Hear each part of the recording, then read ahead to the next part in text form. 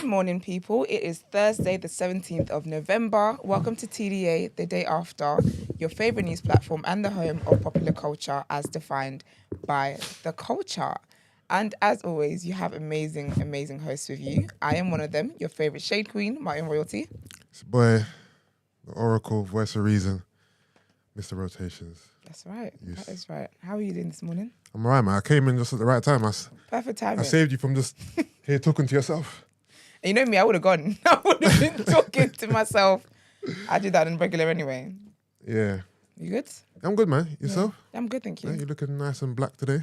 I am. I was saying to I feel like I can talk too fast. I feel like I look like a lecturer because I'm going into the office today. It's a turtleneck for me. Turtleneck. We need to start with the throat things. It's triggered. Oh yeah, sorry. Hold on. One last time. Not one last time. I feel we're going to fight us, you know. It's ridiculous. But guys, like we've told you every single week, we've got a special announcement for you from our friends over at Black Seed VC. And they are doing something for the community, for everyone to get behind. And they're launching their annual startup weekend on Friday, that is tomorrow, Friday the 18th of November. And they will be giving away 10,000 British pounds to an existing business or startup with the best pitch.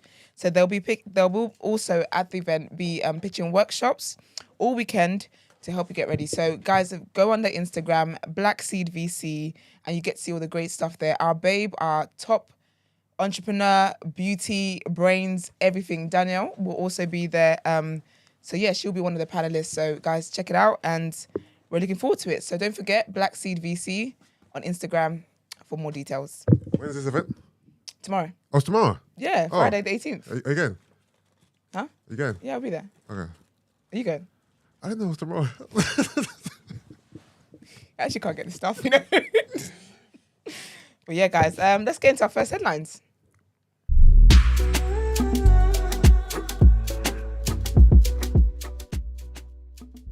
Narrowly win back the House in US midterms.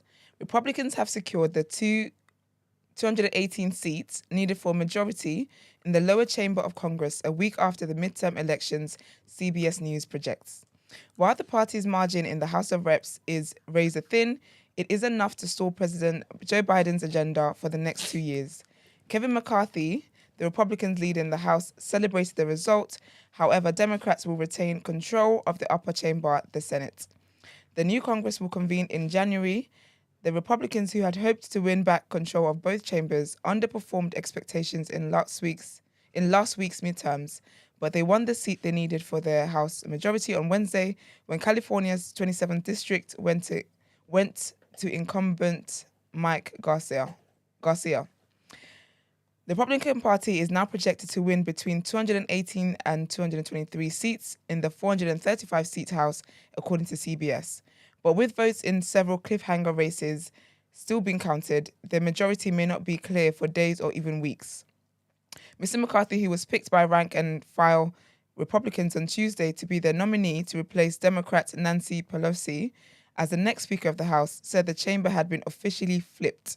He tweeted, "Americans are ready for a new direction and House Republicans are ready to deliver. In order to be elected Speaker, the House Republican minority leader must win over majority support from the 435 members of the full House. But Mrs. Pelosi signaled she will not relinquish the gavel quietly, vowing in a statement on Wednesday night that her party would exert strong leverage over a scant Republican majority." Scant. Damn.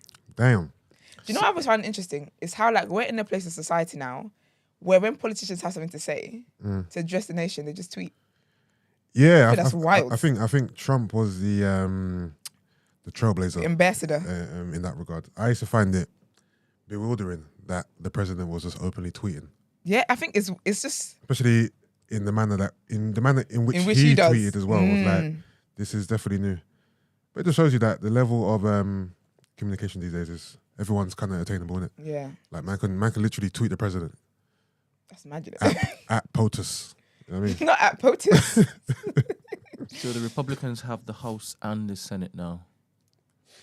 I think yesterday we had reported, or the day before yesterday, that they had one of them, but I guess that's changed now. So they shouldn't have well, they should look to give Biden as much hassle and trouble to pass things through,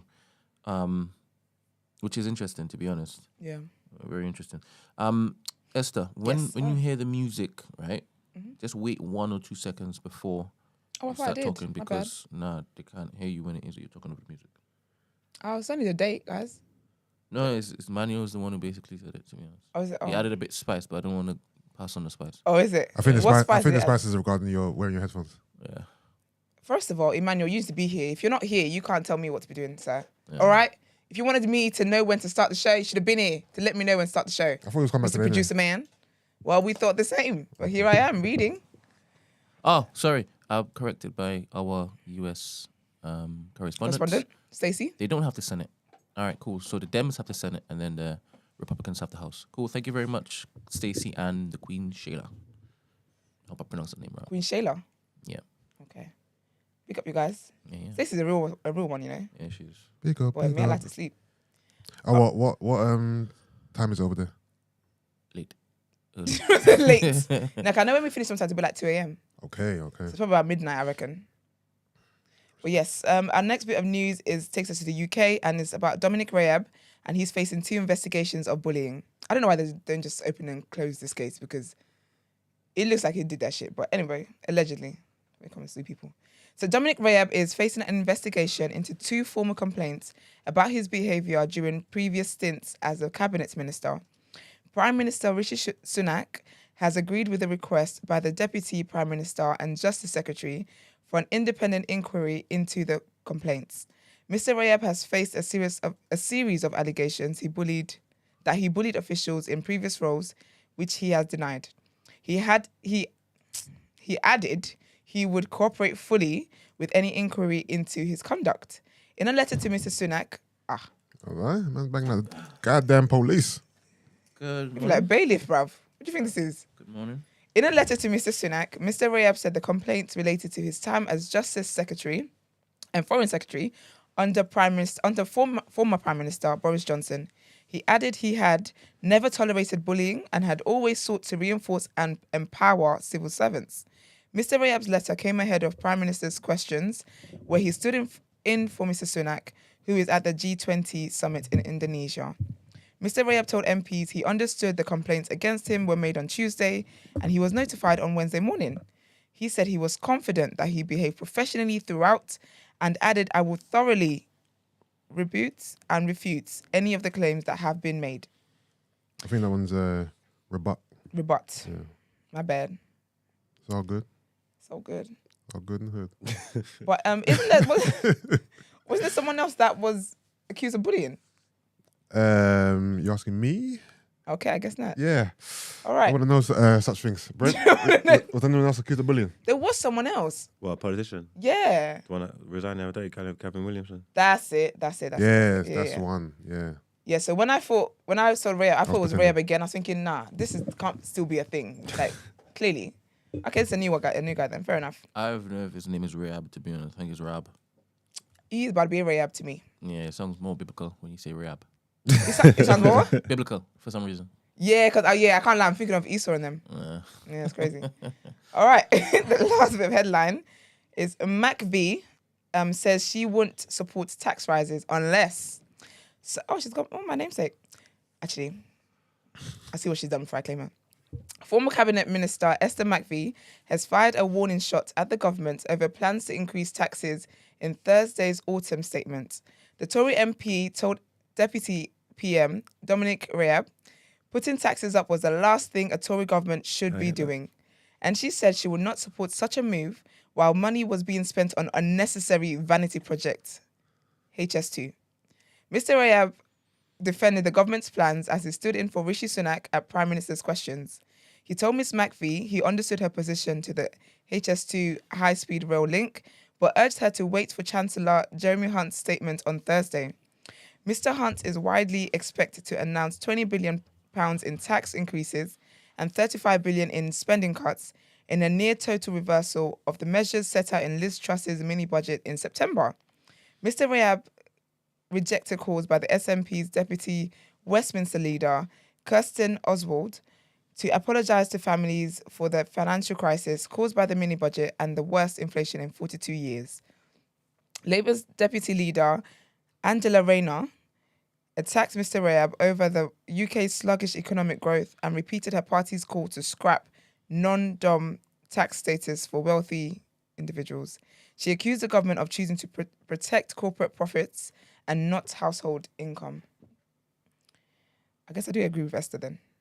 She's speaking some truths. But before we get into the topic of the day, we're going to get... No? Yes. Yes, what? I thought you're going somewhere else, sorry. Just going to remind you about what you told me, but you're on point. Sorry for interrupting you, Blackie. It's all right. It's all right, King. Cool. Yeah, we're going to get into Word on Road. There we go.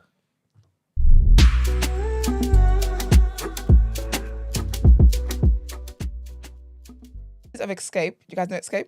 Of course. The group? Yeah. So basically, they had a red carpet event the other day. I can't remember what award it was, basically. And obviously, you know, with girl brands, like they're usually in sync, or with bands in general. So basically, 3 of them were wearing silver, and one of them, what's her name? Latoya, I think. I'm not sure all the members' names. Yeah, Latoya's one, isn't it? The one who's her sister to the other one with the big bum. Yeah, okay, I think. Yeah, Tamika's sister. Yeah. So Latoya, yeah, she came in green. Okay. Like shining. The picture is so funny. And obviously, online there's been a lot of jokes about, she's trying to do the whole, I'm the leader of the group, I'm the singer. So you guys, they actually like her backup dancer. Isn't Candy the leader? Like within the public sphere, no? Yeah, but I think Candy's, I would say Candy's the most famous one. Yeah. Because Candy's like on Real House. Like she's the richest one, to be fair. Okay, but in terms of the lead singer, vocalist, it's Latoya. Okay. Yeah. So, so she's a lead singer. So it was just it looks very shady, and then the girls as well were kind of throwing shade online. So like one of Tiny's posts was what's it called? What is it? Yeah, so basically Candy's been kind of throwing shade here and there. So is Tiny. So they've all been throwing shade about her outfit. But she's basically come out and said, listen, you guys are not about to play me and act as if this is a whole thing. So one of them was throwing shade about, this is what happens when someone wants to use their own stylist rather than the group stylist kind of thing.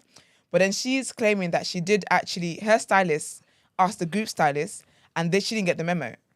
That's what she's saying. So have you seen the picture? Yeah. It's ridiculous, isn't it? It's so rude.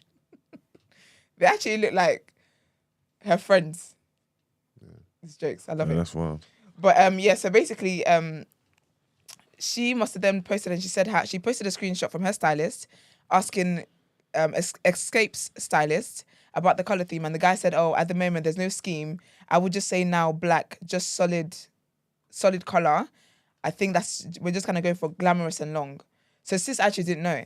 But obviously all the social media stuff and her friends, throwing shade here and there. But anyway, she's then come out to actually give a proper statement, and she said she'd like to apologise to the fans. I'm not gonna read all of it, it's a lot.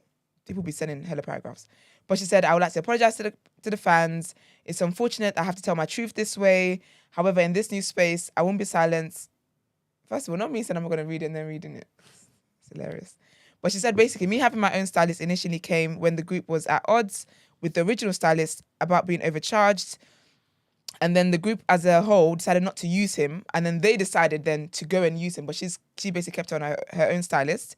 And then she said, had any of my sisters come to my defense, it wouldn't have gone this far. Instead, they watch me being dragged on the internet as if I'm the problem, or this was done intentionally, which is untrue. She also goes on to I'm switching devices. She also says that she's basically not doing the tour anymore. She's basically quit. I guess she's going to quit the band. But quit? Oh, wow. What, over this? No, I'll get into why. Oh. But the thing is, with Xscape here, I can't keep up anymore.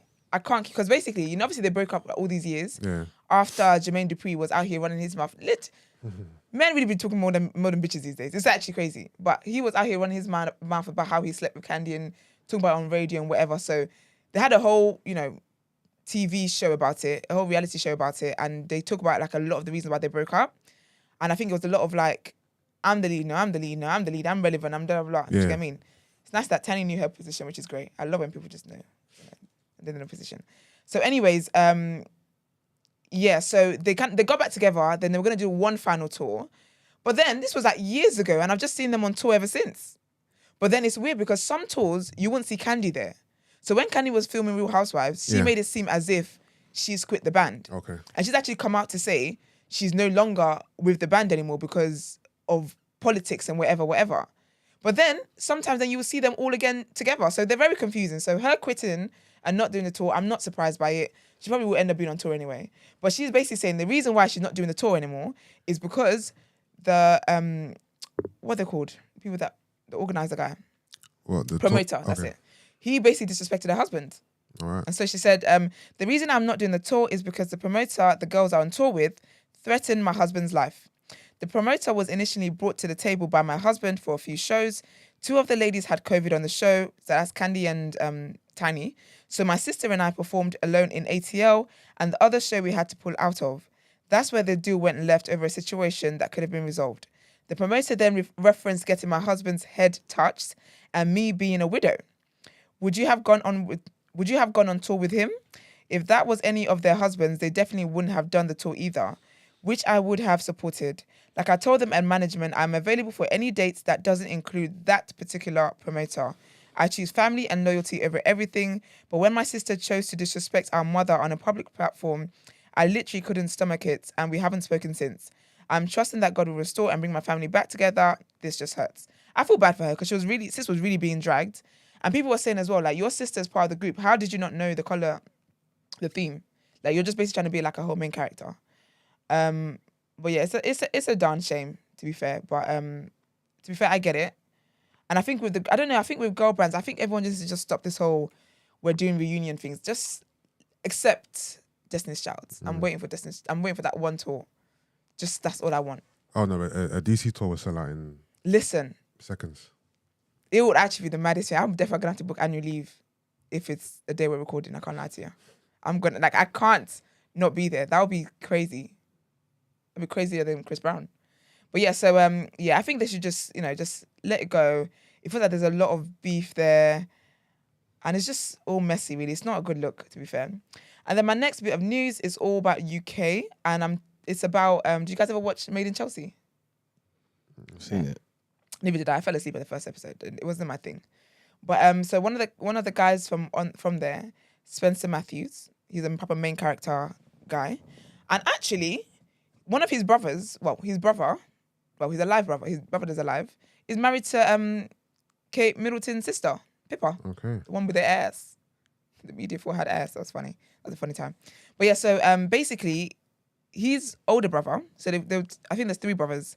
One of them is the one who's married to Pippa, and another one, he passed away. Okay. So at the time, Spencer was age 10 when he passed away, and he passed away because he passed away on Mount Everest. So he used to do like climb mountains and stuff, and yeah, so he was the youngest person from the UK to actually go up the mountain. He was 10 years old. No, his brother was 10 when he died. Spencer was 10 when he died. Oh, I thought. But can you imagine climbing the mountain? 10-year-old climbed Mount Everest. I think, what the hell? That's a dreamer, boy. No. So the brother who died, his name was Michael, and he passed. So he was 22 when he climbed the mountain, and then apparently he got on there. Everything that was recorded that he did it, and on his way down, like 20 minutes down, is when he kind of faced some troubles, and he died.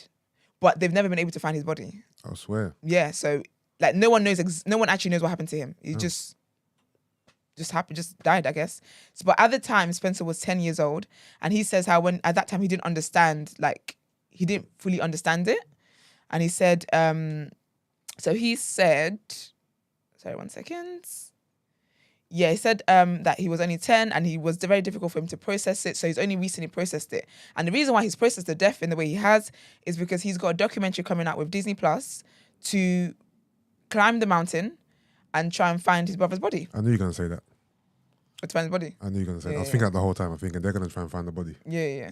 How long has it been? 20 years? Yeah. Yeah, body gone. No, it's like 24 years. Body gone. Yeah, I don't know how they're going to find it. They ain't. But there's basically like kind of mixed. Okay, so before I get there, actually. So he's talking about how he went through a lot of therapy beforehand, before he did that, because that's obviously that's a big thing. And he said that, he said we went for a lot of therapy before embarking on this journey, and that's what helped him process the death a lot, to process it and just kind of make peace with it and all that stuff. And he said, yeah, like kind of growing up, he said he was aching to find out more about his death. He talked about this on his podcast. And he says, I was 10 at the time. I remember thinking it was really unfair. I always believed that I'd see him again and never took it on the chin that he was dead. I thought it was impossible. It never crushed me in the way it affected my parents and my brother, which is James. So it's interesting because there's basically mixed thoughts about this. Because people are saying, you're kind of using your brother's death for content. In a way? Yeah, well, essentially, yeah. Yeah. Essentially. But I'm like, is he going to find the body though? I don't think so. The thing is, the remains of the body... The bones, actually. Are there, of course, but the bones and stuff. But then his brother's the 162nd person to die on Mount Everest. I was actually going to ask you what are the stats for bodies that haven't been found? Because there must be a whole plethora. There would be. Are you saying they might find the wrong one? They might have, if they search hard enough, they'll find something in it. But whether it's him or not, you find someone else's. Who knows? Give them closure, but yeah. But I mean, all the best with him on this journey, of course, and we'll see. You know, if when the documentary comes out, I'll watch it and let you guys know. But hopefully it can bring the family to one closure. He did say he had his family's blessing, his parents, his brother. So we'll see what comes out of it anyway. I think the documentary's been filmed.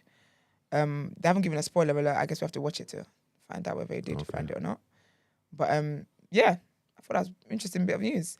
And the last bit of news shook the internet yesterday. Some people were basically saying that they're not shocked.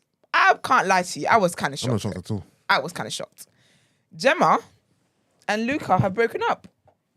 And Gemma announced it whilst Luca was not having a nap. Do you know how rude that is? Well, as in they were together? No. They broke up. I thought that she broke up with him, right? Okay. Then while my man is sleeping off, because some of us, when life gets to you just have to nap for a minute just to get some stillness into your life. Yeah. While he was sleeping, she announced it to the world. How do you know he was sleeping? He said it. Yeah, but that's not her fault he was sleeping. You can't do that, man.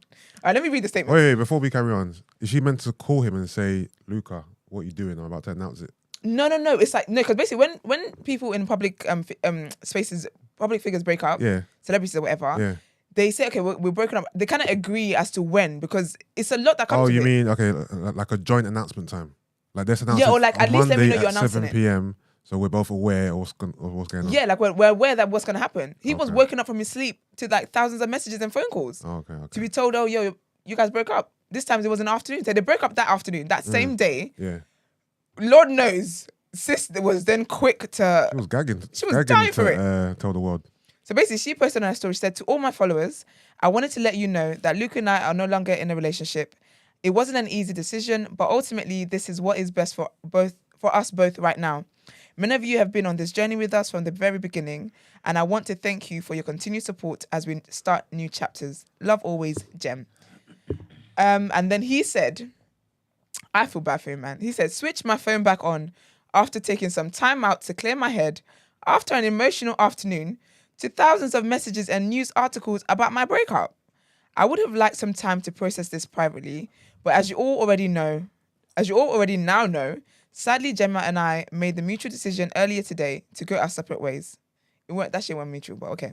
We have been on such a journey together and have made some amazing memories which I will treasure.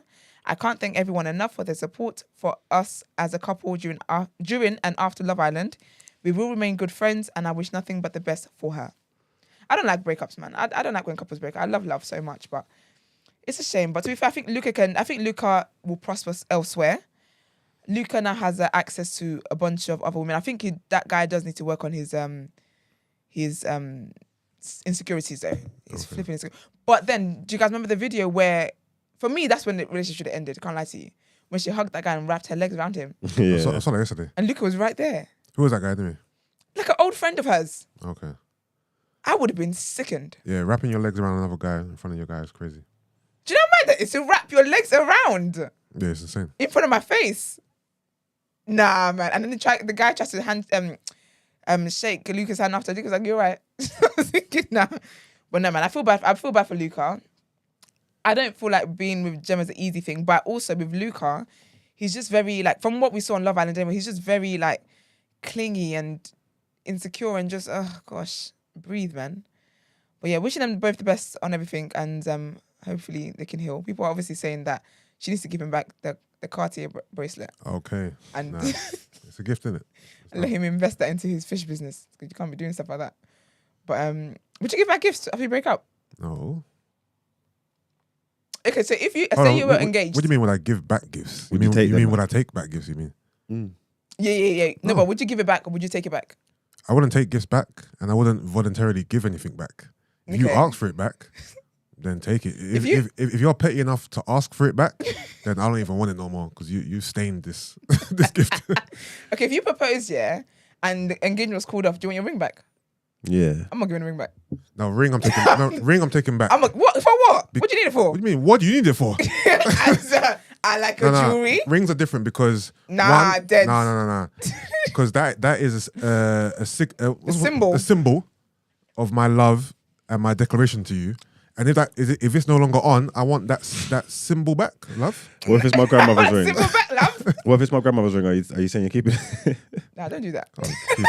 Ring. I'll be honest with you. Once the ring is gone, babes. No. You know what I think it depends on for me. Actually, if it's family, I give it back. Is time. If I propose to you, and we break up a month later, I want the ring back. If you propose to you and we break up a year later, or just say we're engaged for quite a long time, let's say it's been a year, and then we break up, then you can keep it.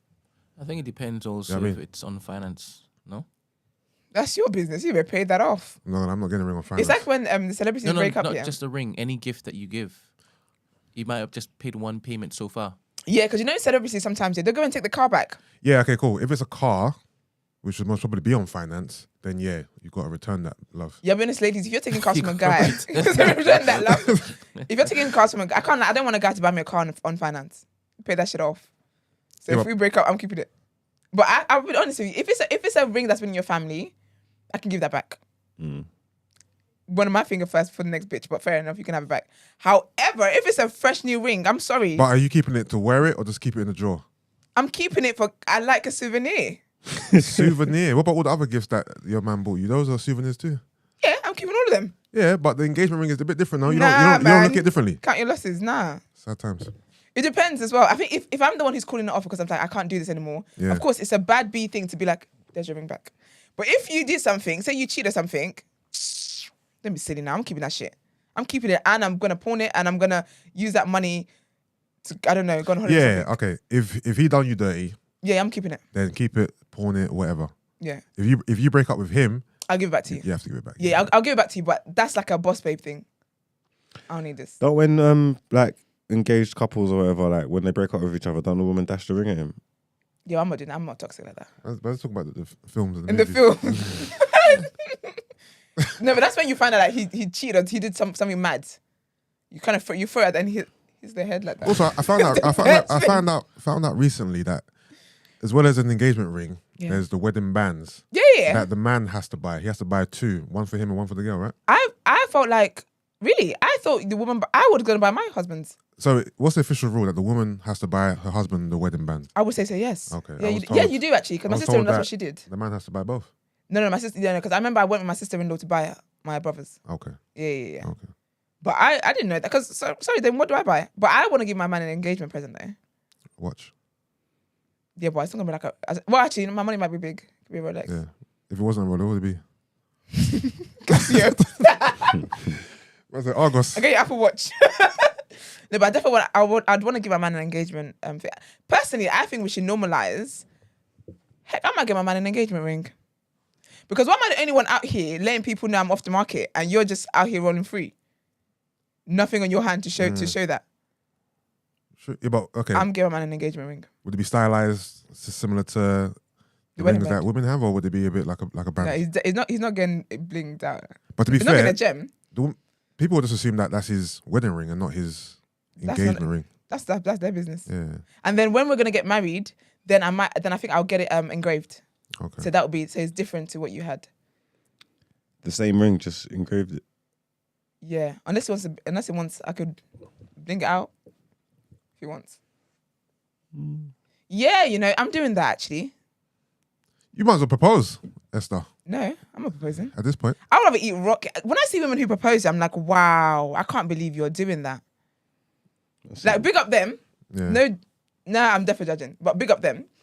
But nah, there's no way I could propose to a man. I'd eat rocks if I propose to a man. That's how I eat rocks.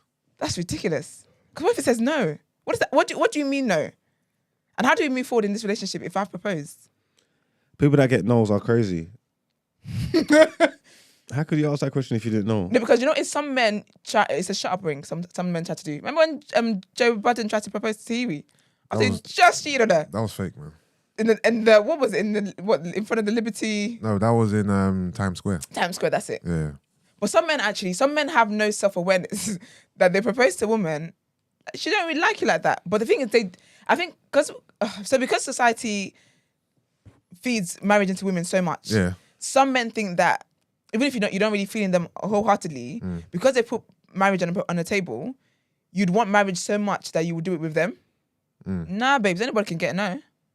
I hope I never have to say no, because that's so awkward. Especially if it's a public proposal. Dear, the ghetto. That's tough. It's tough, very tough. But guys, let's get into our what you saying topic of the day.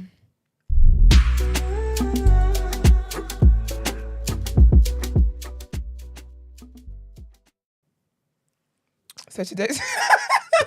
I was just doing that to annoy Iman. I hope he's watching. But yeah, today's conversation is about beauty versus brains versus money. I have a poll up as well. Yes. Brent has a poll up. So guys, in the live chat, please vote to let us know what your thoughts are. So rank the 3 in order of importance. And Iman says, be honest. As in in a partner or in ourselves? Let's say partner, make it interesting. Does your ranking consider your profession, ambitions, children? Sorry, what do you mean in yourself? Now, what's most important for you to have, maybe? Yeah. Oh, maybe we can do that afterwards. No, Yeah, I'm assuming this is about your partner. Yeah, it's a partner. So beauty, brains, not head, brains as in brains, and money. I would say...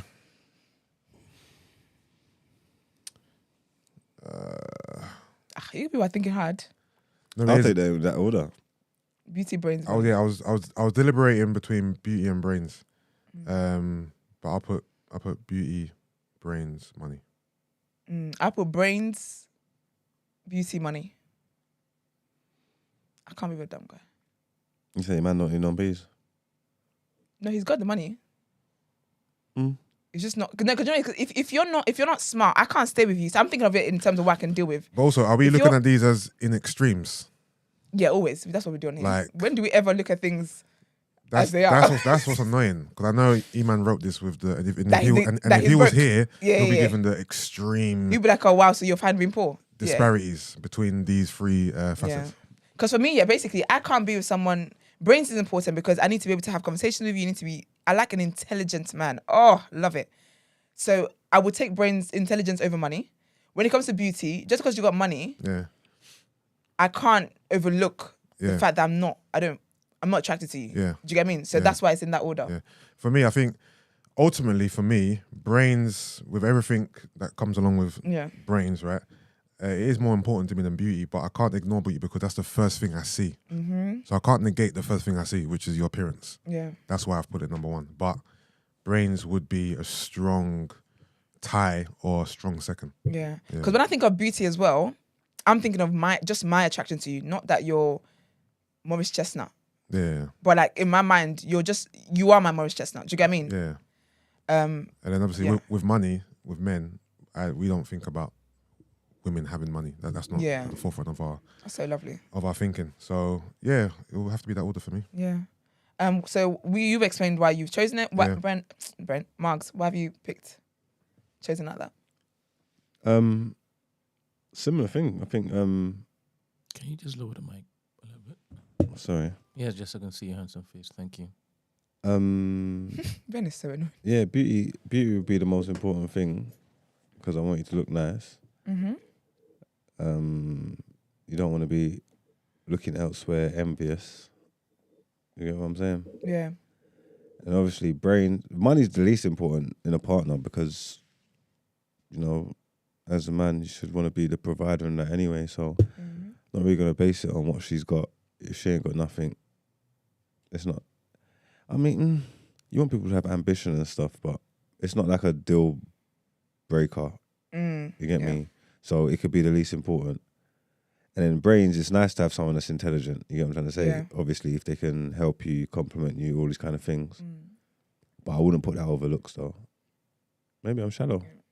No, I don't think that's shallow. Nah. I think just your interest. I think people like to pretend that picking beauty is that means you're shallow. No, it's not. And sorry, if I'm gonna be lip-syncing you, laying next to you, waking up to that face, I gotta like that face, mate. Yeah. It's that I really don't think it's shallow. It's the first thing you see. You don't meet someone and know their personality and their brains. It's just about their appearance, isn't it? Every time that might grow. So if he's drop dead gorgeous, medium intelligent, but broke as a joke, you cool with that? No. Broke as a joke, ain't it? But you put money last though. Yeah, but doesn't mean you're broke. Yeah, but obviously when I put it last, I'm saying like you could be.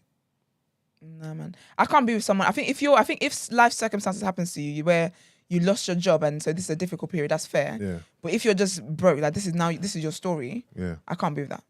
Because I work hard. And I'm sorry, we can't just live off of my paycheck. What if he's working hard but things just ain't clicking right now? That's fair. I'm seeing you working hard. Yeah. But if you're like a bum and you're broke and you're doing nothing to sort this brokenness, that's I can't deal with that. How much do you work with potential?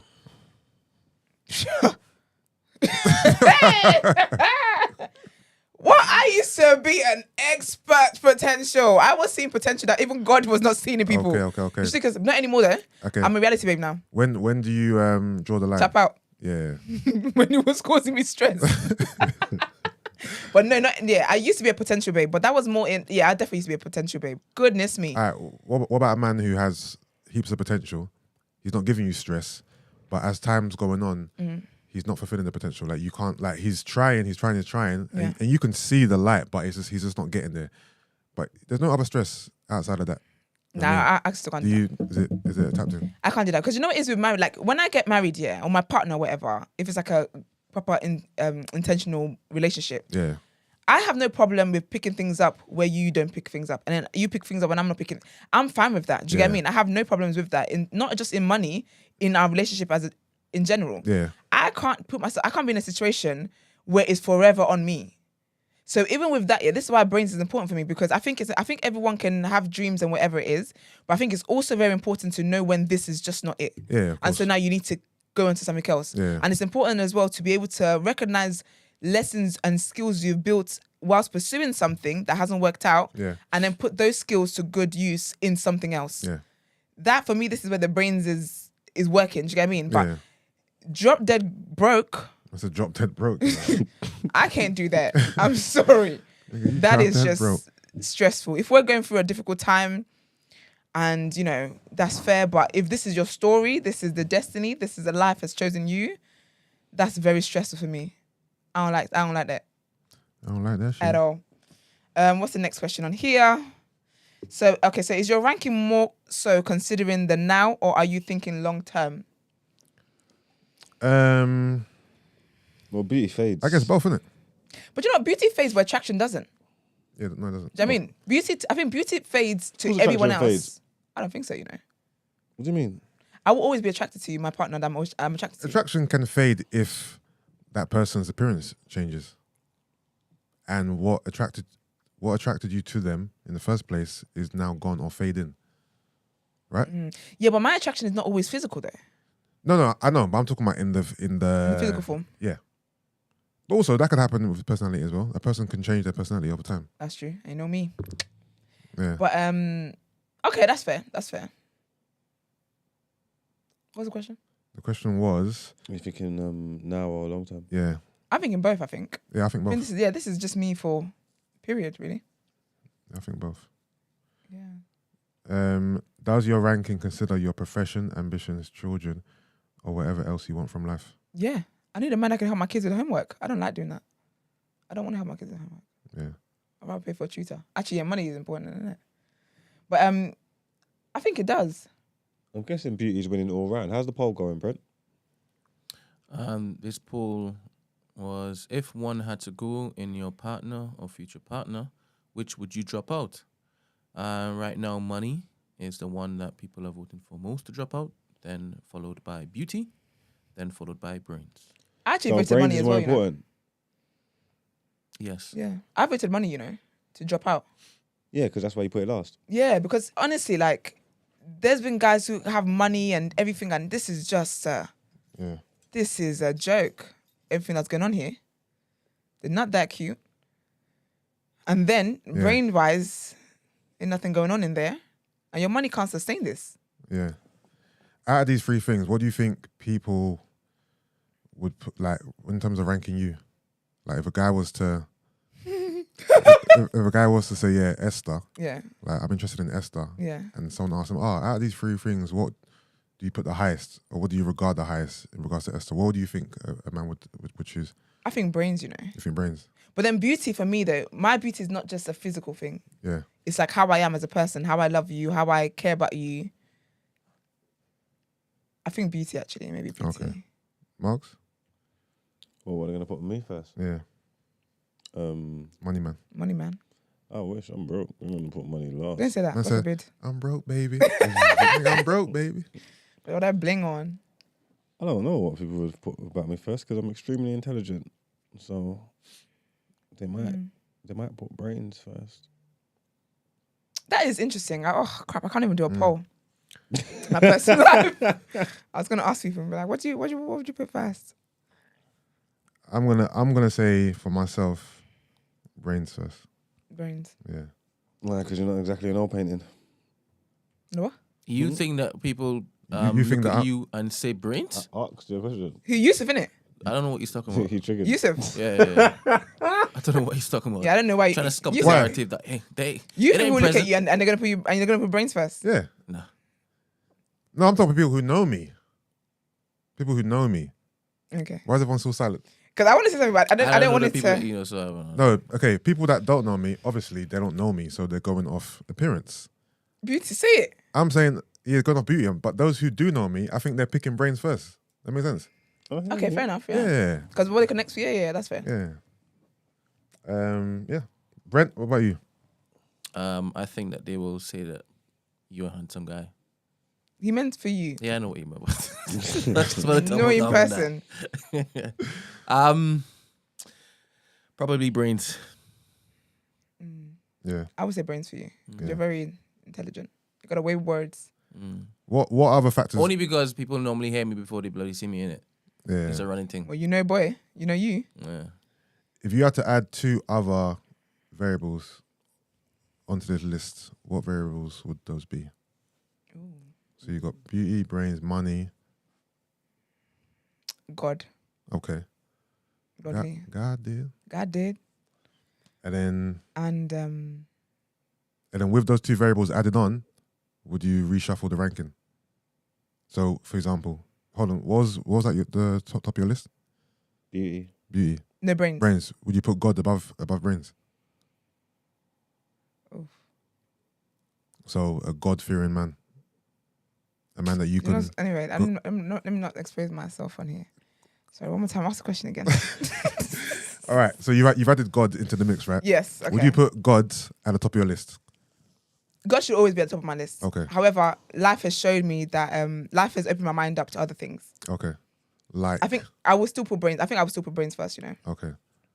Like, yeah, it's complicated. Would you put brains before... Sorry, would you put God before money?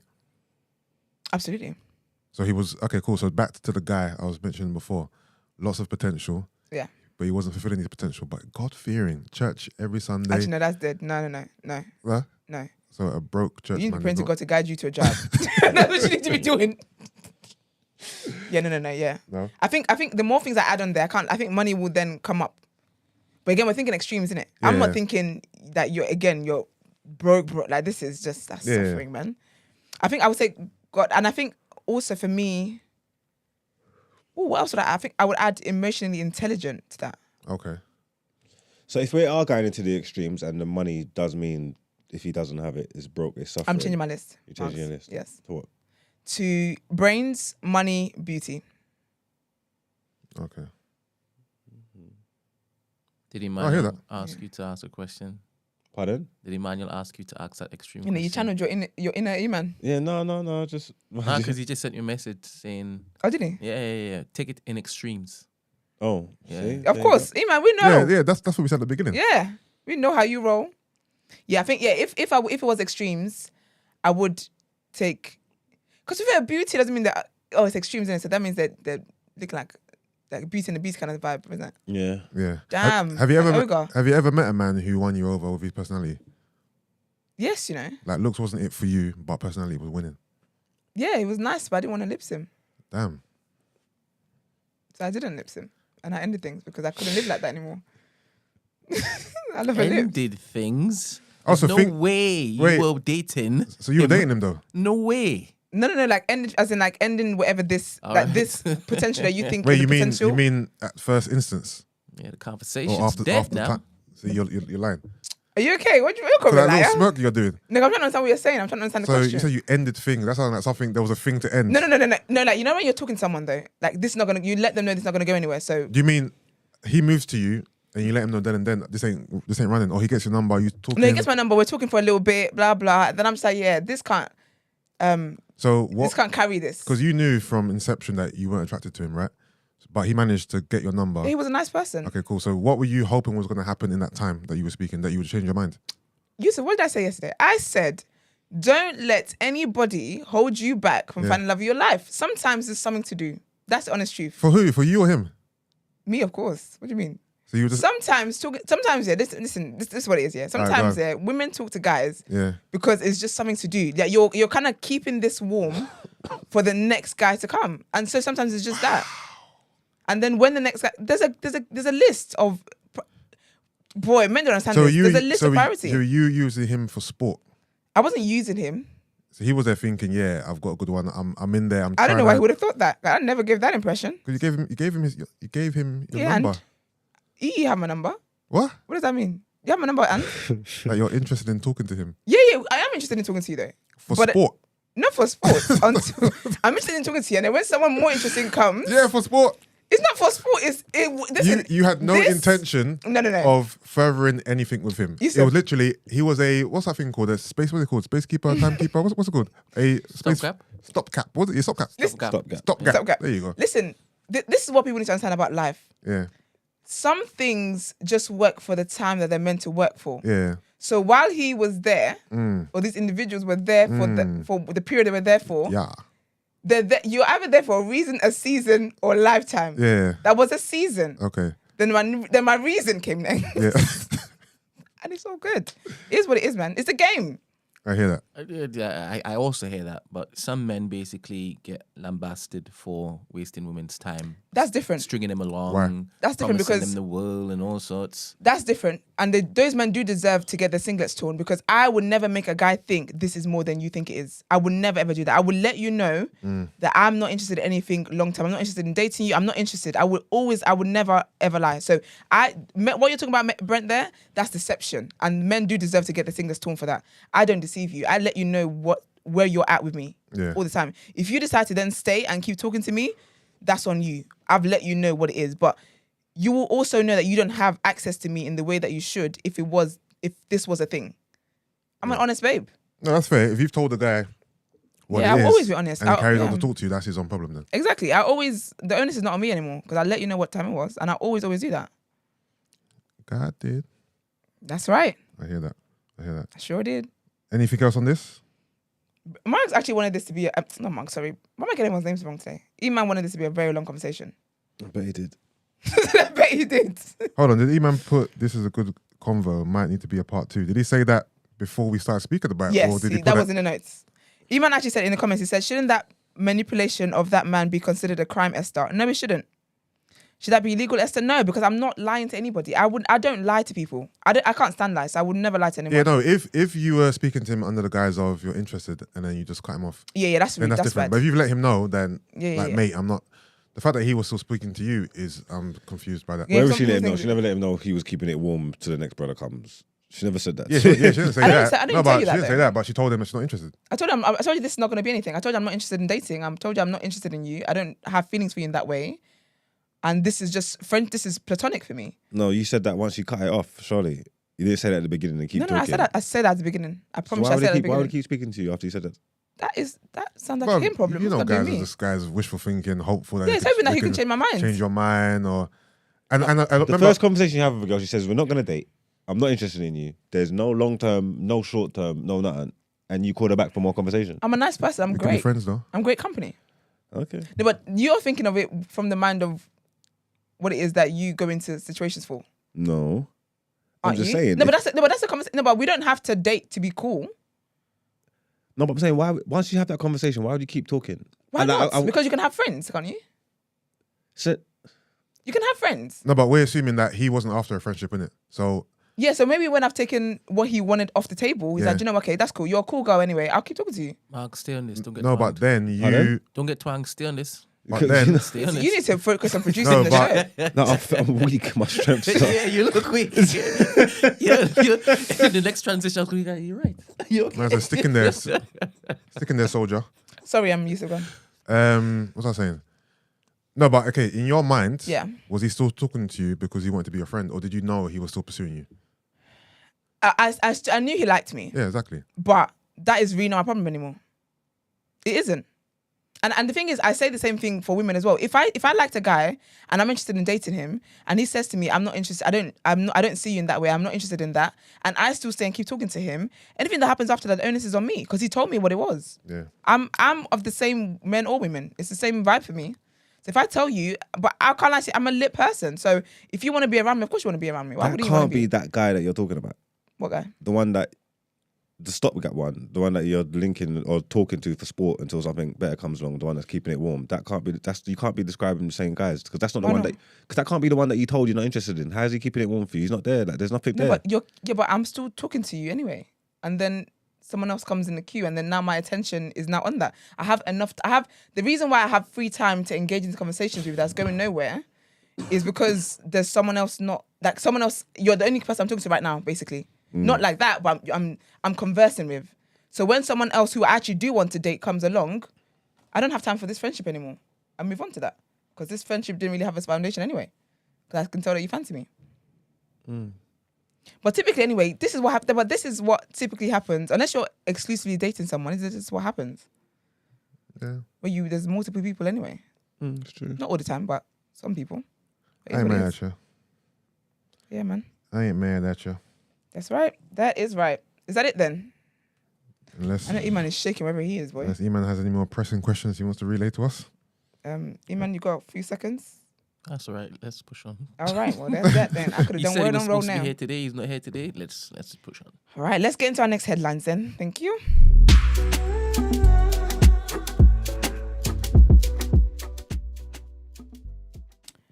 Okay, so this is an update on the alleged Russian missile that killed 2 Polish farmers. So trigger warning, guys. Sorry, trigger warning. So Polish President Duda has said that there are no signs of an intentional attack after a missile strike killed 2 people on a farm near the western border with Ukraine. Earlier, the US President Joe Biden said it was unlikely the missile had been fired from Russia. The 2 workers were killed as Ukraine came under fire from one of the biggest barrages, of missile strikes of the war. The Kremlin had insisted it had nothing to do with the deaths. Poland said initially that the missile that hit the farm at Przewodo, which is 6 kilometers, 4 miles from the border, was Russian-made. The explosion left a large crater and a farm trailer lying on its side. Accusing Western states of a hysterical reaction, Russian spokesman Dmitry Peskov said Warsaw should have immediately made clear the debris had come from Ukraine's S-300 air defenses. Both Russia and Ukraine used the old Soviet surface-to-air missiles, and Kiev said it wanted to be part of the investigation, adding it was ready to provide evidence of a Russian trace in the strike.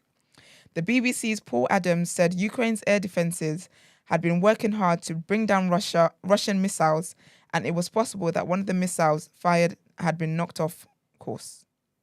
So I guess they're kind of claiming no one did it. The next is... Sorry? No. It was so crazy. So obviously yesterday, right, we thought that it might be a precursor to World War III. Because if Russia actually did this, then Bacchanal would happen, right? Okay. But this silly ambassador from Ukraine, and even this silly president, of Ukraine. Sorry if anybody loves him. He went on national TV saying it was Russia. Russia. It happens to be their bloody ammunition, their missiles that was trying to stop a Russian missile that went and hit that particular trailer and killed those 2 people. Oh, wow. Can you imagine? That's wild. Can you imagine? Did you hear it on the LBC streets? I haven't been listening the last few days, you know. Oh, sorry. I wonder if anything's going to happen, though. If anything's going to happen. Is that a crime? Does someone get arrested for that? I think they're going to have some words with that silly man. Some words, though. Anyway, yeah. Madness. God. It's crazy. But yeah, so my next bit of news. No, I'm not sick. I've just had about 4 hours less sleep than I usually have. Oh. Okay. When always I'm offering exhausted. paracetamol, you know. No, I'm not sick. I'm just exhausted. I'm literally exhausted. I'm dying. You're not dying in Jesus' name. Say amen. In Jesus' name. Amen. Thank you. So, Rishi Sunak promises that a deal will be reached with Northern Ireland. Rishi Sunak has promised Joe Biden that a deal will be reached with the EU over the Northern Ireland Protocol by the time of the 25th anniversary of the Good Friday Agreement next year. It is understood the UK Prime Minister has doubts about whether a deal over the protocol, which regulates trade between Great Britain and Northern Ireland, can be reached by Christmas, but is confident it will be achievable by April. After a meeting between Sunak and Biden on the sidelines of the G20 summit in Bali, Downing Street said they looked forward to working together to take forward cooperation between the UK and the US on areas including trade, defence and upholding the Belfast Good Friday Agreement. Biden expressed his desire for a negotiated settlement that protects the Good Friday Agreement, which the Prime Minister agreed with, his press secretary reported. The Prime Minister did refer to that anniversary next year, ensuring that we get a negotiated settlement that protects the Good Friday Agreement by then. Downing Street described the first meeting between Biden and Sunak as very friendly and warm. Relations between the two countries had been strained in recent years over post-Brexit arrangements in Northern Ireland. That's positive. Positive news. And my next is trigger warning, guys. It's about MI5 who revealed that the Russians will likely keep trying to infiltrate Britain for many years to come. So they just want to scare us. Britain will have to tackle Russian aggression for years to come, said the MI5 chief on Wednesday, adding that his agency had blocked more than 100 attempts by the Kremlin to insert suspected spies into the UK since the Salisbury poisonings. Ken Malcolm.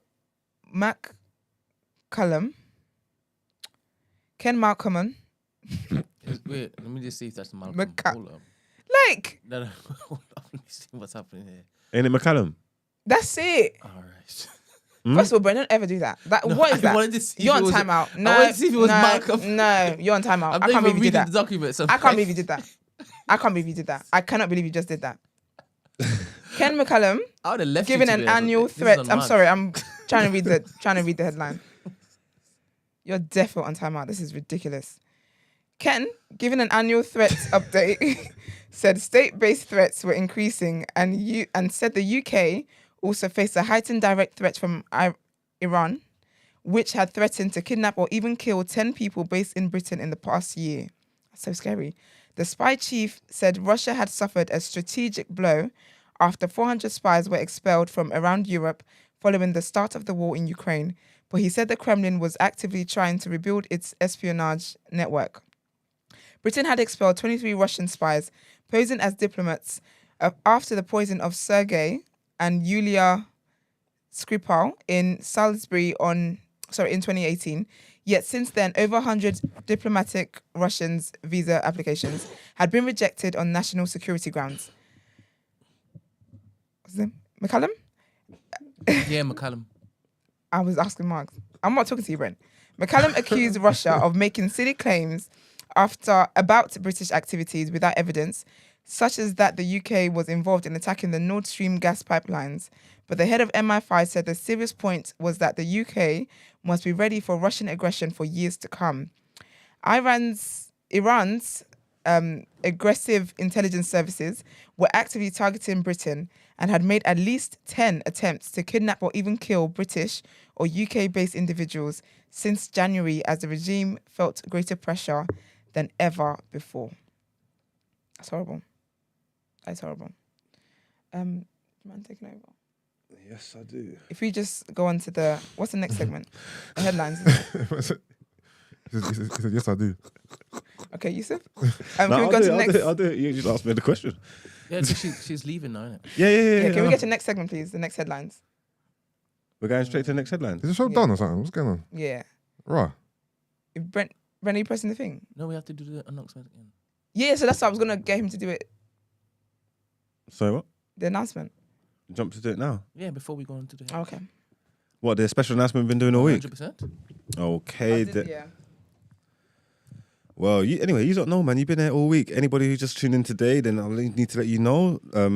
Our friends over at Black Seed VC, they got something for you to get your hands on. They're giving away 10K to an existing business or a startup business with the best pitch. And then we're going to be holding pitch workshops all weekend so you can get your pitches together. Boom, boom, boom. Our entrepreneur, our resident entrepreneur, all-round badass, Daniel Doldu, she's going to be on the panel talking, giving you all the advice you might need, helping you with your careers and these things. So head over to Instagram and check at Black Seed VC and click the link in their bio. All the information is going to be there, everything you need. Remember, it's 10 grand, so focus. All right, lovely.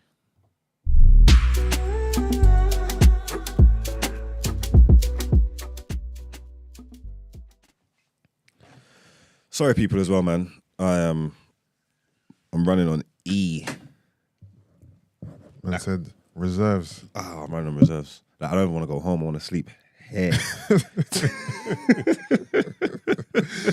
As soon as the show's done, boy, I'm just gonna lie I down. want to close my eyes. Right here. Now. I'm sure Brent will accommodate you. No, you won't. Of course I will. I'll go home. Let's go. Anyway, trigger warning, people. So Mali remains silent on the Ivory Coast. There has been no official reaction from Mali to reports that the neighbouring Ivory Coast will begin a gradual withdrawal of its troops serving in the UN peacekeeping mission in Mali. The Ivorian authorities have yet to publicly confirm the news, but local media say the UN was informed on the decision through official correspondence. The announcement comes after some 49 Ivorian soldiers were arrested in Mali in July, accused of being mercenaries. The news also came the day after the UK announced that it was pulling out its 300-strong contingent from the peacekeeping force. We will, of course, keep you updated on this story once more information emerges. All right. And then let's go into what country is this from? Tinubu, formerly... Did you giggle? Oh, sorry. Tinubu? Is that right? Sounds about right. Okay, cool. Tinubu formally launches presidential campaign for 2024. Oh, like Trump. Is he like Trump, this guy? Okay. I don't know who this guy Who, is. Bola Tinubu? Yeah. I don't know about him. Okay, cool. Is it from Nigeria? I'm not a correspondent at all. Esther or Emmanuel, probably. Okay, cool. Well, president candidate of Nigeria's governing All Progressive Congress, APC party, Bola Tinubu, has formally launched his campaign ahead of next Friday's election. At the rally, Mr. Tinubu promised to build a Nigeria where all citizens will be able to build a decent life from the fruits of their individual and collective endeavour. I hear that. Outgoing President Muhammadu Buhari was among the party leaders who attended the rally at the stadium in central city of Jos. Mr. Tinubu's supporters waved brooms, the symbols of the APC party. He said the party was committed to the ideals of progressive democratic governance in Africa's most populous country and biggest economy. But the 70-year-old is being mocked on social media for a gaffe. Mr. Tinubu is among nearly 20 candidates competing to succeed Mr. Buhari, who is serving his second and final term in office. Nigeria is Africa's largest democracy with tens of millions of eligible voters. Key campaign issues include endemic insecurity, national unity, and high rates of poverty and unemployment. And this show's fast. That's what I'm saying. I was like, the show's over already. It's been an hour. It is done because that is going to be like 30 seconds. We have the reaction. Yeah, I know. That's what I'm saying, but this is it. This is not the reaction, though. We're going into the reaction next. Yeah, but you can flex about Ronaldo, innit? Flex? I'm actually directing it to you. Okay, let's get into our sports headlines, man.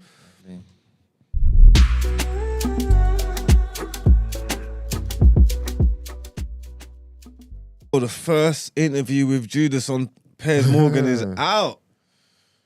Yeah, Ronaldo reveals he almost went to Man City. They wasn't even posturing. He's moving like it was really going to happen. No, but we knew that already.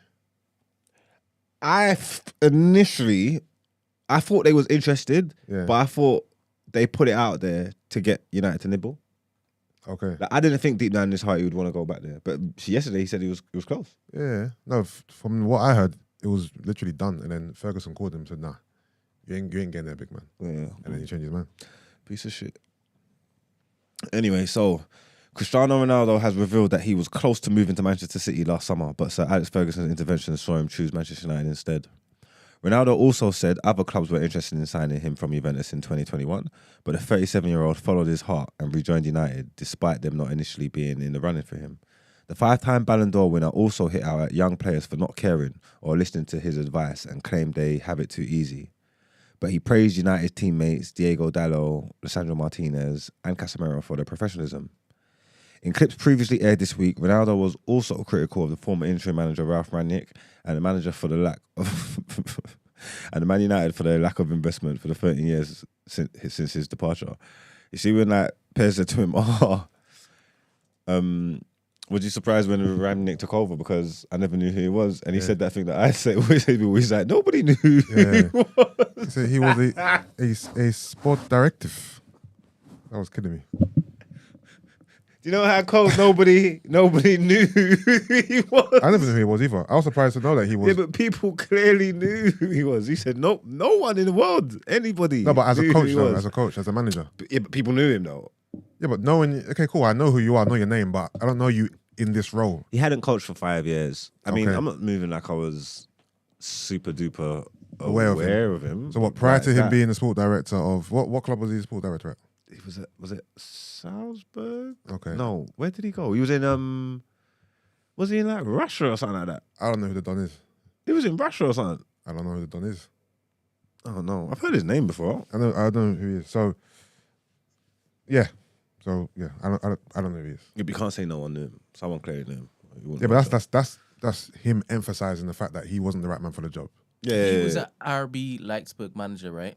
Yes, he's been and Schalke Leipzig before manager. that. He was Schalke manager. Did he Yeah. get Hoffenheim? No, he didn't get Hoffenheim. He got RB. He got Schalke. He done the next one. He done a couple. He's basically saying that this guy wasn't the right candidate, like, essentially. Yeah, but at the time, that's the sentiment. He was spoken about highly, you know? Yeah, because he's like job he did at RB. all the Gen press and all that stuff, and that the Germans way. Like he's supposed to be like the father of it, and he's the one who started all these tactics. He's all these Klopp and Tuchel's and all that come up underneath Donny. Okay. I don't know if they necessarily came up underneath him, but Yeah.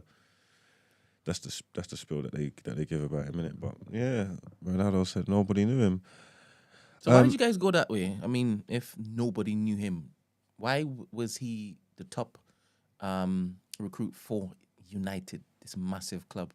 I don't know, because I think United needed and do still need a rebuild. They need to look at the infrastructure and they need to look at their transfer policy. And the guy's got a good track record of building clubs. Even fair enough, it's smaller clubs and smaller teams, but he's found some decent players. He's got a way of playing, a philosophy, and I mean, it was a shit decision, especially with hindsight. It was a bad decision, but I could kind of see the thinking behind it if it worked. Was it more so just like he was hired as an interim, not officially, as in that's his title, but in their heads, this guy is just here for the time being until we find the person that we really want. I think they done that and done all that stuff to cover their own back. So if it worked out and you set the place alight, and then if not, it would have been a thing. If not, then it gives you cover to. Yeah, because I didn't look at him as you guys as long-term manager. I looked at it more as this guy's a stopgap before you get.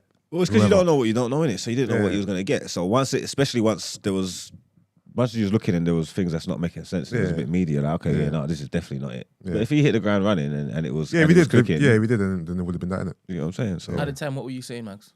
what was I saying? Yeah, at the time. What was your sentiment at the time?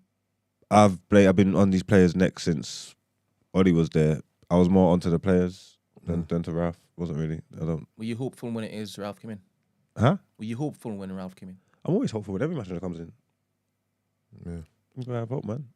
Did you want to see Ollie gone? No, I didn't want Ollie to go, but he had to go at the time when he went. Just because everything that was going on, just the results and all this shit.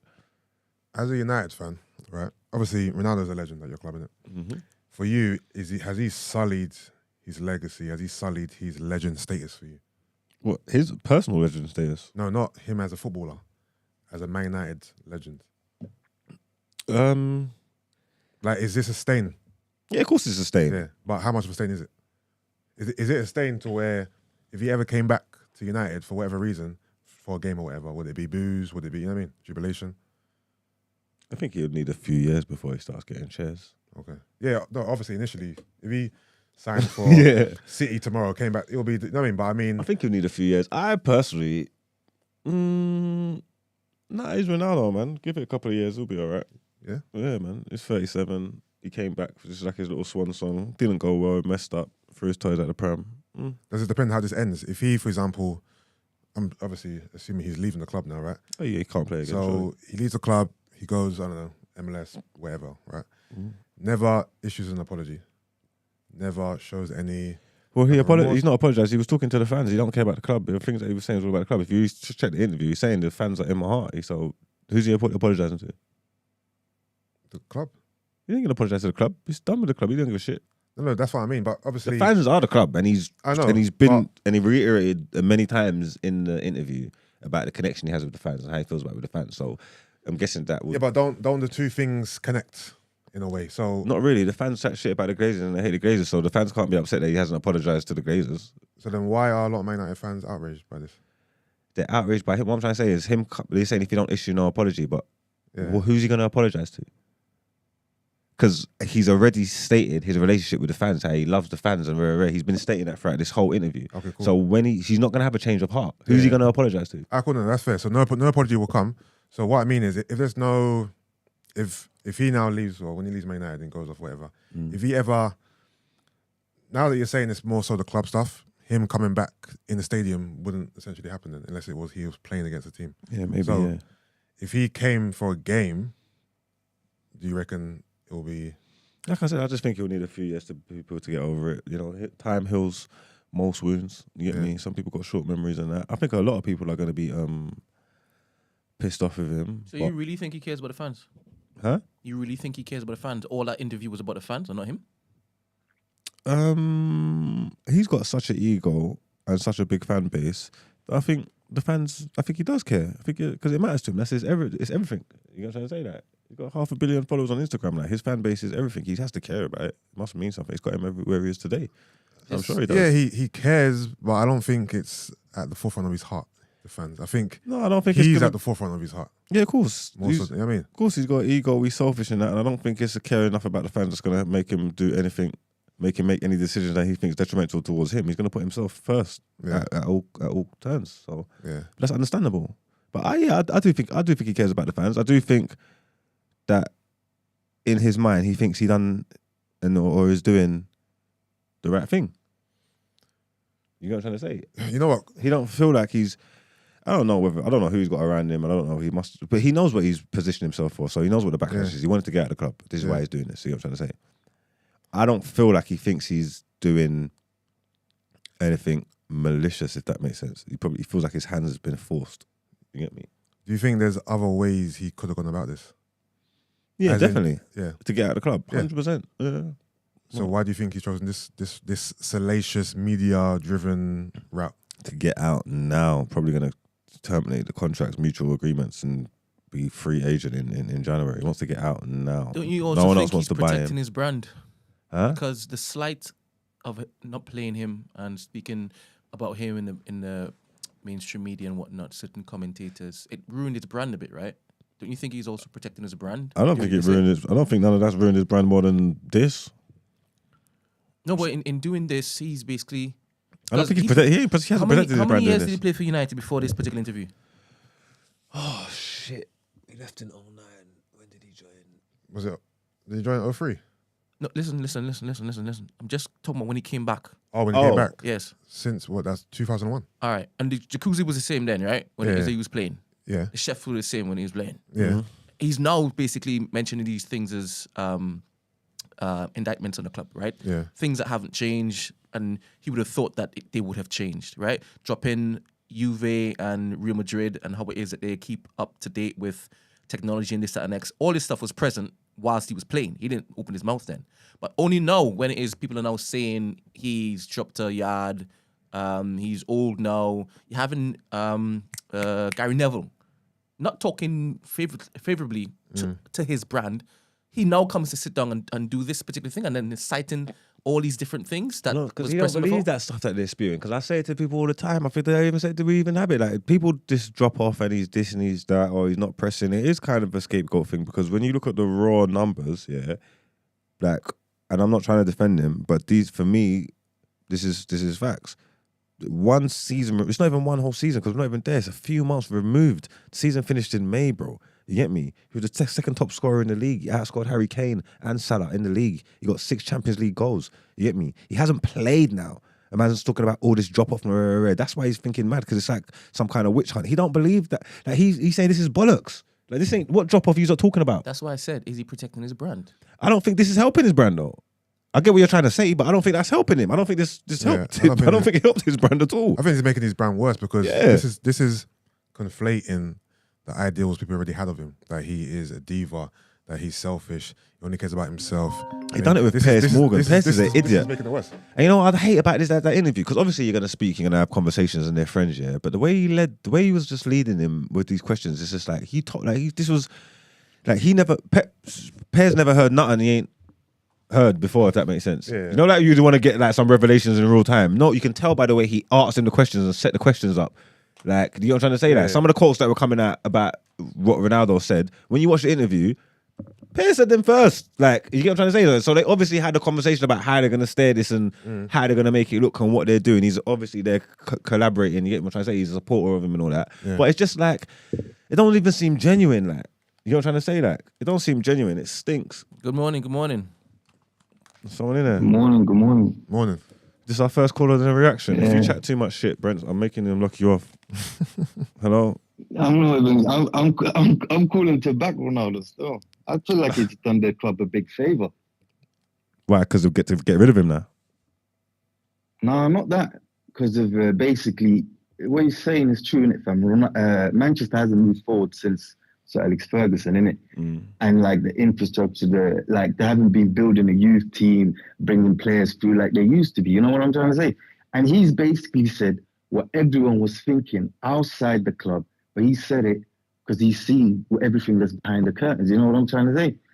And he's saying it out loud, and because he's famous and everyone knows him, some people feel like, he shouldn't do this and that. But I feel like he's done the club a big favor. Now they have to. And the fans been saying this. Have they not been screaming Glazers out?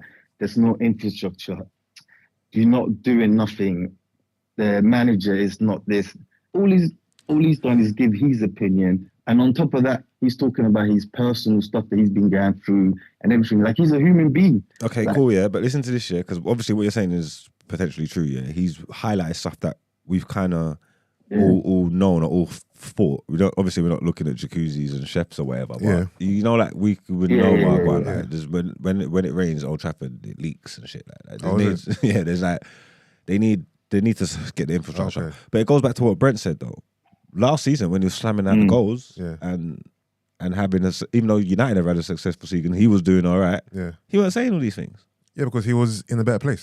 This is what I'm trying to say. So it's like, but he wasn't saying all these things. It's still everything he's doing is still self-serving, bro.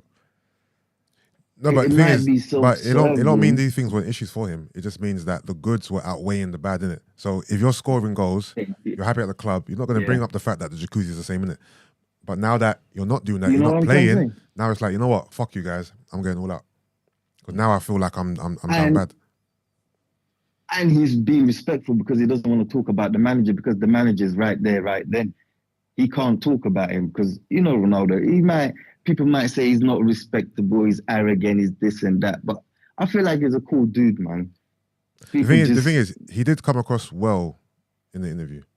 Yeah. You know what I mean? Yeah. Like, I didn't watch it thinking, obviously, I'm about the demise of Man United anyway, so I don't really mind. You didn't come across like a fucking idiot to me. Listen, no one asked you for this shit, listening to this man talking all this fucking nonsense. You don't give a shit about you come across like an idiot, blood. The thing is, obviously, you're talking from a Man United fan's perspective, innit? I'm about the demise of Man United, so this is all nice to me, innit? But I didn't watch it thinking, he's a cunt, You know what I mean? I watched it thinking, especially when he's speaking about the death of his child, those type of things, you endear to him a bit, innit? You know what I mean? You know what it I mean? was more than just him smashing down about Man United. He was talking about what he's been going through his own life and everything. Do you know what I'm saying? Shit, but anyway, he's not gonna. Alright, cool. Let me go, man, because he's not gonna make me say something crazy. No, but that was my initial question though, because don't say it, please. Do not say it, please. Who? Marks, do not say that, please. Because I remind you about the stance that you had when it is we were talking about children a few episodes ago. No, I care about children. I'm not joking. Right. I'm just frustrated. No, but that's what I was asking before, because you're saying he cares about the fans, but you're a fan and you're angry. Yeah, why not? Why wouldn't I be? Yeah, but that was my whole question before, innit? Like, are the fans like, has he tarnished his Man United status? Like, as a legend? And I said, yeah, he has. You said, is it a stain? I said, yes, it's a huge stain. But I'm saying, like, what are you saying? Has man cut him out their heart forever? I can't speak for all the fans. I don't know what they've done. Yeah, okay. You feel quite hard done by, right? So, do you feel like he owes you an apology? I don't need no apologies. He just needs to go. That's it. Yeah, he just needs to go and he'll be fine. And 2 years later down the line, he'll be Cristiano, one of the 2 best players to ever kick a ball. And I'll reminisce about when he had the United shirt on, flying down the wing, mashing up the Prem. Just go back to business, like whatever. But he needs to go. No, he's definitely going. That's yeah, for sure. Everything will be fine once he goes. I don't hold feelings like that. You get me? Like once he goes, I'm cool. We're good. He's good. He can go and enjoy himself wherever he's getting his money and do what he's doing. Get back to it. You get what I'm saying? Yeah. But I'll do this all again, even with hindsight. 10 times out of 10, I'll do it all again. Take him back. So it is what it is, man. Caller, thanks for calling in, man. Appreciate the call, man. Peace out, man. Thank you, man. Have a good day. This was our last headline. Oh, shock, it's about United again. This is not my... So Varane says Man United players have been affected by Ronaldo's interview. No shit, Sherlock. France defender Raphael Varane said his Manchester United teammates were obviously affected by Cristiano Ronaldo's comments in the television interview that he did not respect manager Erik ten Hag and felt betrayed by the Premier League side. In an explosive interview with Talk TV that has cast doubts about his future at the club, Ronaldo said he was being forced out of the side. Didn't we just report this? United said they would address the Portuguese forward's comments only after establishing the full facts, but Varane said the situation has impacted the players. Varane, who has been selected in France squad for the World Cup in Qatar, told French radio station Europe 1, obviously it affects us.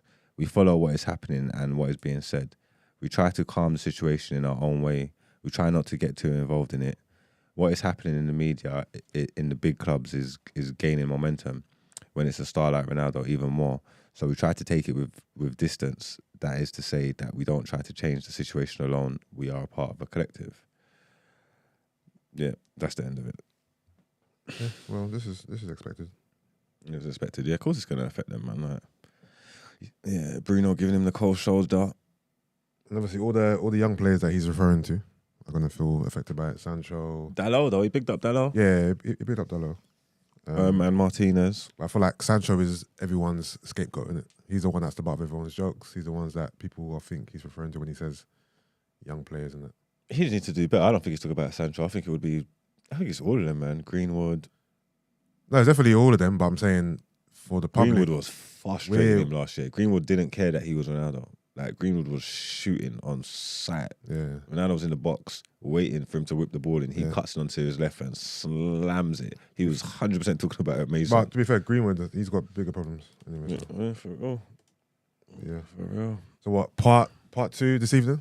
Yeah, apparently I'm going to miss it. I'll be recorded. To be fair, part 1 seemed like I saw it all before. All the little clips that came out this week, it seemed like it was all mostly everything from that episode. It was all bollocks, man. I don't know why he's gone to Piers, because I hate Piers anyway.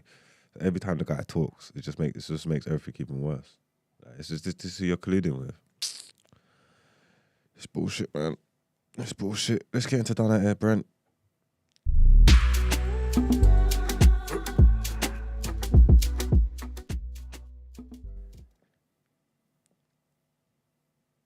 I feel like I've done all these.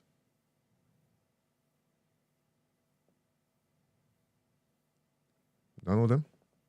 Almost. You can give it to Ronaldo if you want. Oh, there we go. That's perfect. Save my skin.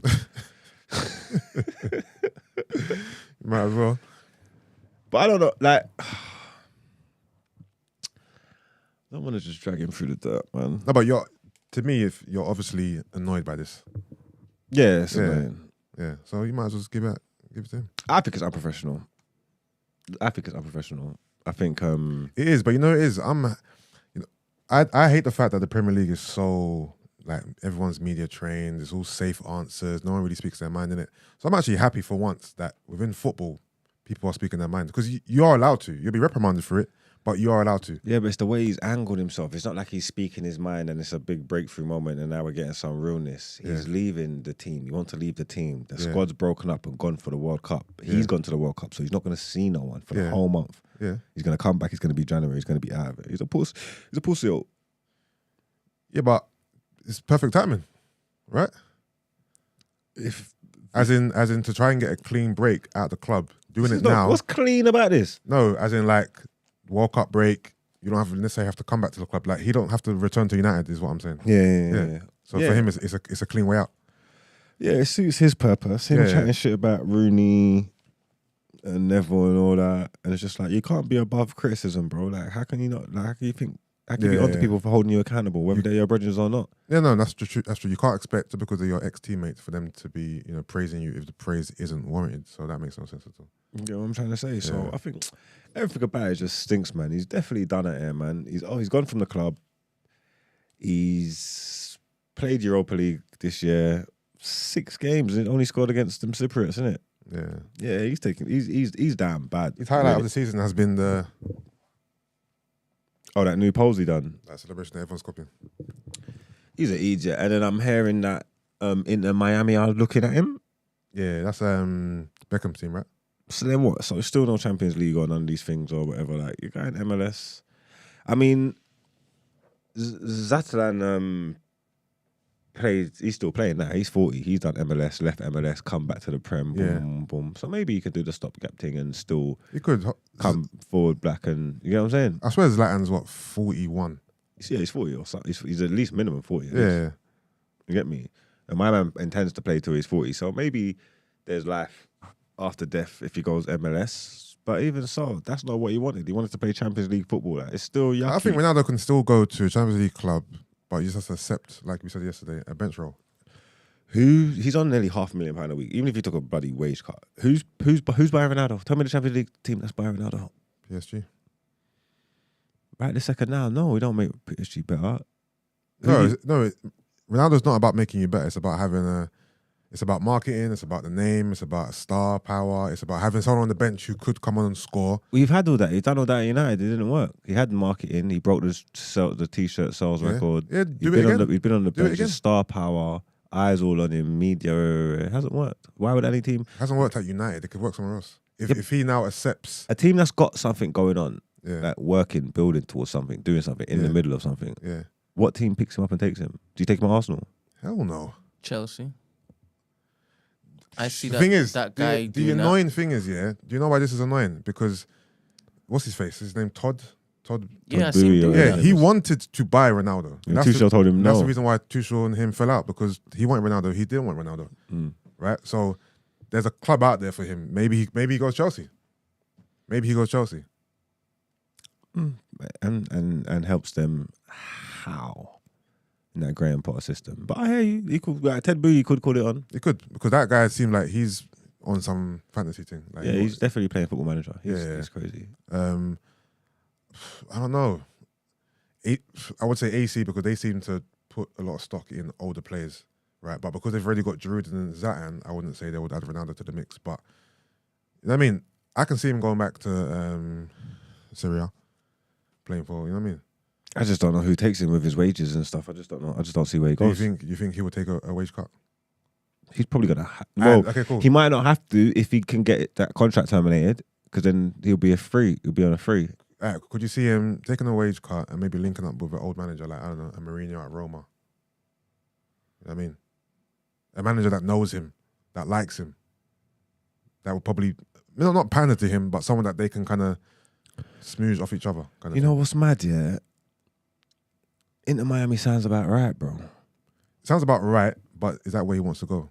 I don't know what he wants, but beggars can't be choosers. But like I said yesterday, for him, he's still playing at an elite level at 37 years old. I don't feel like for him, it's the end of the road yet. If you look at Zlatan's playing at 41 years old. Ronaldo's 37. Yeah. And I think in terms of like physical fitness, keeping your body in shape, like he's not at the end.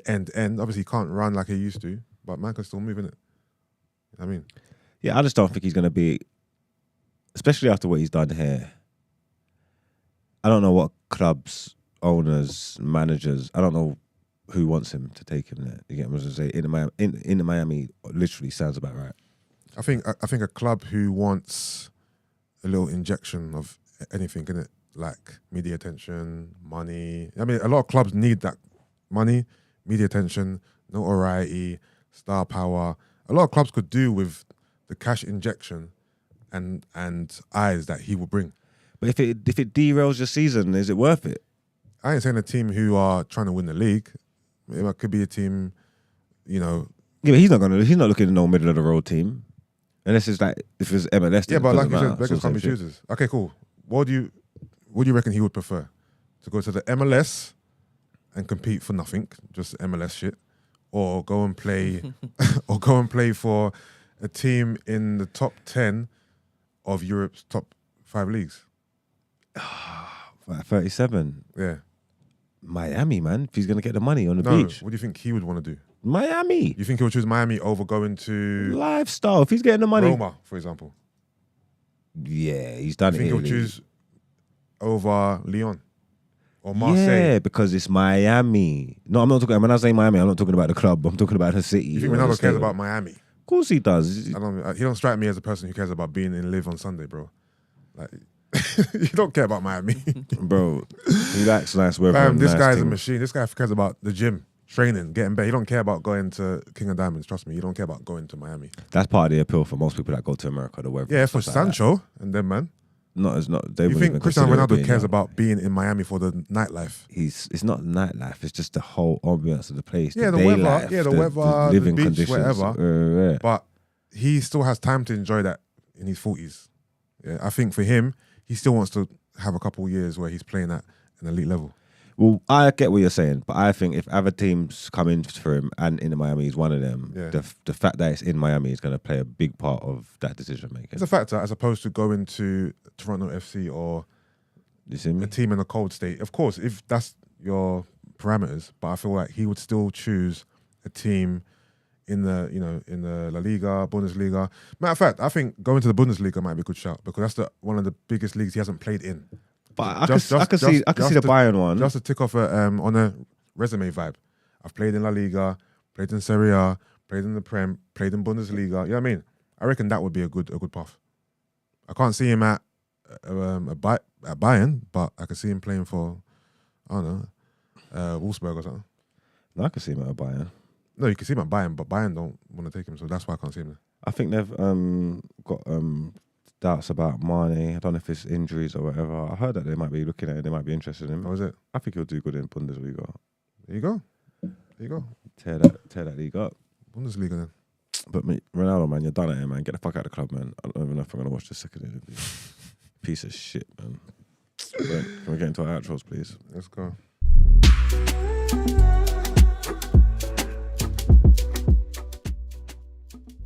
Sweats. I need to go home. You're down bad, bro. Tired. I am extremely tired, bro. Try and get some sleep before you go to the... Is it Filthy? I'm not going to Filthy today. Oh. You got filming today? Only with you. Oh, good. You can get some sleep before later then. You would think so, but sometimes the way my body's set up is weird. But today, I think I can do it. I'm going to try and get home as quick as possible today. I think I can do it. I think I can sleep. But yeah, thanks for being there, people. Get me. User was killing it in the chat.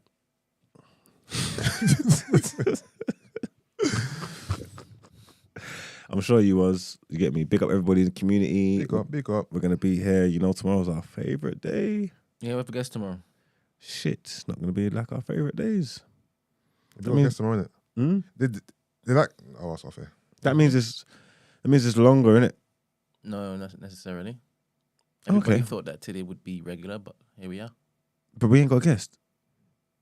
No, I'm just saying that if we normally have a guest and it's longer. Yeah. I understand why you're saying that, but when it is that we're normally together, no. We're ending early today, so anything might happen tomorrow. Yeah. Fair play. Yeah.